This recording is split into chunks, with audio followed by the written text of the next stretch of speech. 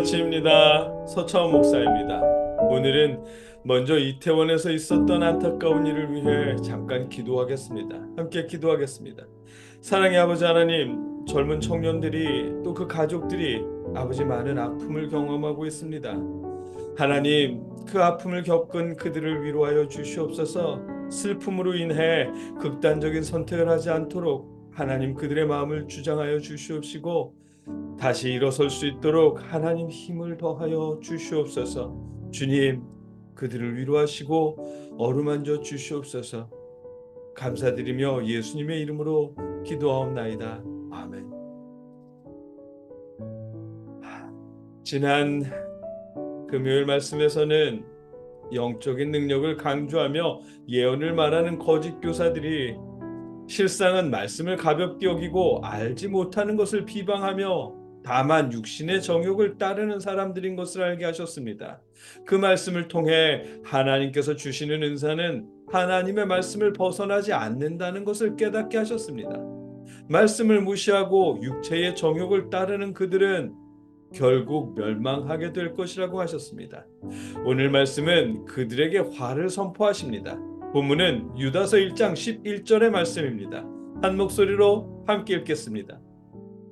화 있을진저 이 사람들이여 가인의 길에 행하였으며 삭슬 위하여 발람의 어그러진 길로 몰려갔으며 고라의 패역을 따라 멸망을 받았도다. 아멘. 화 있을진저라는 표현은 예수님도 사용하셨지만 구약의 예언서에서 심판을 선언하는 양식입니다. 이사야서만 하더라도 화 있을지어다라는 선포가 정말 많이 언급되고 있습니다. 그 중에 5장 21절, 이사야 5장 21절을 보면 스스로 지혜롭다 하며 스스로 명철하다 하는 자들은 화 있을진저. 아멘. 스스로 지혜롭다 하는 자들에게 화를 선포하신 일도 있습니다. 왜냐하면 그들이 만군의 여호와의 율법을 버리며 이스라엘의 거룩하신 이의 말씀을 멸시하였음이라. 아멘. 하나님의 말씀을 가볍게 여기고 율법을 무시했기 때문입니다.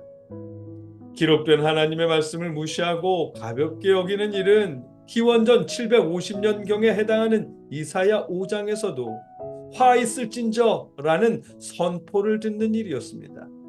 지금 유다서 시대의 거짓 교사들이라고 다르지 않습니다. 유다서의 거짓 교사들은 하나님의 말씀을 가볍게 여길 뿐만 아니라 더불어 신앙인들을 유혹해서 함께 죄악된 길로 인도하는 사람들입니다. 그래서 화 있을진저라는 심판의 선포를 듣는 것입니다. 우리 시대라고 다르지 않습니다. 기록된 하나님의 말씀을 무시하고 제멋대로 행하는 것은 그가 누구이든 화 있을진저라는 선포를 들을 수밖에 없는 멸망의 길을 갈 수밖에 없는 일입니다. 가인과 발람과 고라가 멸망당한 것처럼 말입니다. 가인과 발람과 고라의 자손들이 무슨 일을 해서 멸망당했는지는 우리 구약 성경뿐만 아니라 유대인의 전승까지 살펴봐야 보다 자세히 알 수 있습니다.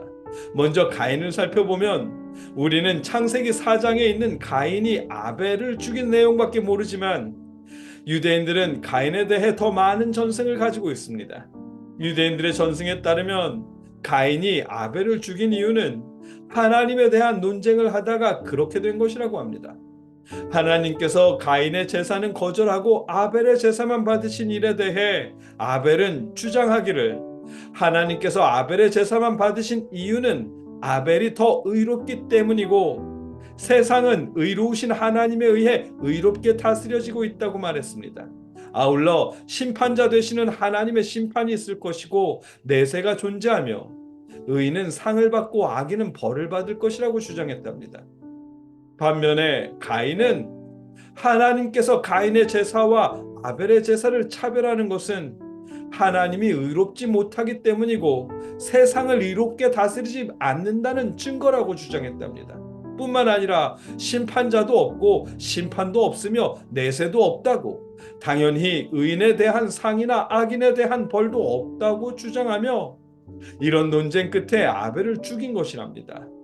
가인은 더 나아가서 자신의 사상을 가지고 사람들을 유혹하며 약탈과 사치를 일삼도록 종용했답니다. 하나님을 떠나 죄를 저지르도록 사람들을 이끌었답니다. 그래서 유대인들의 전승에 의하면 가인은 최초의 이단으로 여겨진답니다. 본문은 이런 유대인의 전승을 반영하며 거짓 교사들이 가인의 길을 따라 하나님의 말씀을 거역하며 사람들로 죄를 저지르도록 유혹한다고 말하는 것입니다. 발람의 경우는 베드로 후서를 나눌 때 언급했지만 이스라엘을 저주하는 대신 이스라엘이 간음을 저지르도록 유혹했습니다. 민수기 22장에 나오는 발람의 사건과 더불어 유대인들의 전승에는 발람이 발락에게 출애굽 경로에 예쁜 여자들을 세워두어서 이스라엘의 남자들을 유혹하도록 작전을 제시했답니다. 그 작전대로 이스라엘은 정말 모압 여인들과 간음을 저질렀고 하나님께 벌을 받았습니다. 이처럼 발람은 자신의 주머니를 채우기 위해 이스라엘이 간음을 저지르도록 유혹했고, 유다서는 거짓 교사들도 똑같이 율법의 무용론을 설교하며 성도들을 유혹해서 자신들의 주머니를 채우고 있다는 것입니다.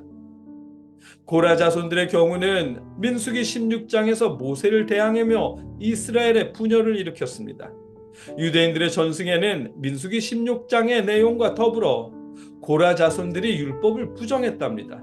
모세가 전해준 율법은 모세가 지어낸 말이지 하나님께서 주신 말씀이 아니라며 율법을 무시했답니다. 하나님께서 제사장의 옷에는 청색, 자색, 홍색 실로 석류 모양의 술을 달고 술 사이에 금방울을 달라고 말씀하셨지만 고라 자손들은 모세가 지어낸 말이라며 제사장의 옷에 청색 솔만 달았답니다. 고라 자손들은 이런 식으로 모세의 권위를 업신여겼고 이스라엘의 분열을 조장했으며 하나님의 율법을 무시했습니다.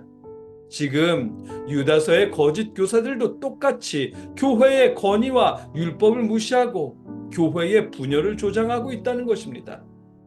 가인과 발람과 코라 자손들이 말씀을 무시하고 이스라엘을 유혹해서 죄악된 길로 인도하다가 멸망당한 것처럼 유다서의 거짓 교사들도 결국 멸망당할 것이라고 선포하신 것입니다. 그러고 보니까 정말 변한 것이 하나도 없다는 사실을 알게 됩니다.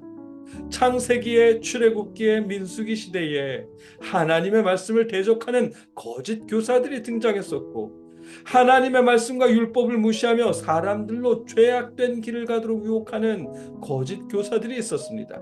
그런 거짓 교사들은 이사야서 시대에도 있었고 신약 시대에도 있었으며 유다서에도 등장합니다. 하나님의 이름을 말하고 그리스도의 이름을 말하고 영적인 은사를 말하지만 실제로는 하나님의 말씀과 심판을 무시하고 육체의 정욕과 자신들의 주머니를 불리는 일에만 집중하는 거짓 교사들이 계속해서 있어 왔습니다. 그런 사람들은 우리 시대에도 없지 않습니다. 본문은 그런 사람들에게 화가 있을 것이라고 선포하십니다. 성도를 유혹해서 하나님의 말씀을 떠나도록 만드는 사람들은 멸망받을 것이랍니다. 그러니 여러분, 아무리 놀랍고 신비한 말을 하더라도 하나님의 기록된 말씀을 가볍게 여기는 사람들이라면 그들을 멀리 하십시오. 그들은 멸망당할 사람들이랍니다. 오늘 본문이 하시는 말씀입니다. 여러분과 제가 기록된 하나님의 말씀, 성경 말씀을 가볍게 여기는 사람들을 멀리할 수 있도록 우리 하나님께서 단단히 지켜주시기를 주님의 이름으로 축복합니다. 함께 기도하겠습니다. 사랑의 아버지 하나님,